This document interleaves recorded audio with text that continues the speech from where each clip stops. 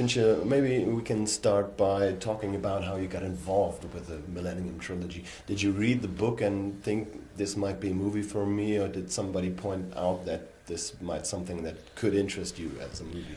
I was sent the English language translation of Stieg Larsson's first book when it was in galleys in 2005, 2006, something like that. And I didn't read it. And I didn't read it because the producer who gave it to me, I asked her, I said, this is 600 pages and I don't have time to do this right now because we're finishing a movie together. And she told me the story. And I said, nobody in Hollywood's going to give you the amount of money that it's going to take to get this movie made. And I was wrong. 5 years later, Amy Pascal, who is still running Columbia Pictures and Sony, brought me the same book and said, we want to make this and we don't want to dilute it and we don't want to dumb it down, and we think that there's a market out there for R-rated, really good R-rated movies for adults. Yeah.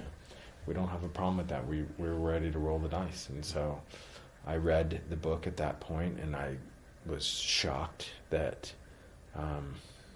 I could not imagine which 300 pages would get thrown away. But I was told that Steve Zaillian was adapting screenplay, and so I waited and I read it and I thought this could make a really great movie. But the book is very rich in themes. It touches upon a lot of issues, history and violence against women and religion and so. Was there something particular that attracted you, or was it? I just like this pairing. I like this team. I thought this partnership, and I thought what Larsson was talking about with how men and women work together was very modern. I'd seen the old cop and the young cop. I've seen the black cop and the white cop. I've seen, but I'd never seen the journalist and, the middle-aged journalist and the 20-something hacker.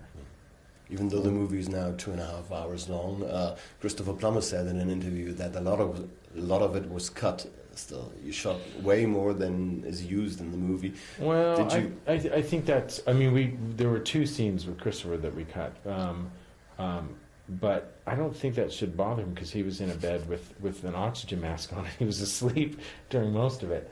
So no, I think in the first assembly of the movie it was about 3 hours and 7 minutes, something like that, and.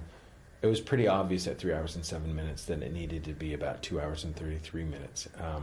So we did all the compressing. We reshot a couple of scenes where we took, a sequence of 3 scenes and made it into one scene, and finished the movie.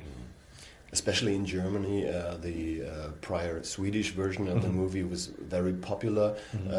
Did you watch it, and I saw it, did you avoid it? No, I didn't avoid it. I saw it, and I saw it on DVD. I saw it as a screener. I saw it before it came out in theaters in the States, and I thought there was enough room between the movie that I had in my head and the movie that had already been made. Especially in the ending, there is a slight change. At least to me, it appeared in the character of Lisbeth Salander. Could you understand that some fans might be not okay with the change, because it seems that she's a little bit weaker in the end, getting a bit soft? I didn't see her as soft. I definitely saw the drama of the two of them. I was looking for. I think he's a guy who has run away from a particularly difficult time in his life, and she sort of offers him a way back, back to baseline, and she also illuminates for him, the real evils that men can do, and he sort of helps her. There was a Swedish proverb that we used on the poster in the United States. What is hidden in snow comes forth in the thaw, and not only the idea of like what's, bodies that are found in the crawl space, but also this idea that this is a girl who has sort of cut herself off from intimacy because of her fear of being hurt, and that she finds somebody who is able to rekindle a sense of not trust, but she's able to want to risk again.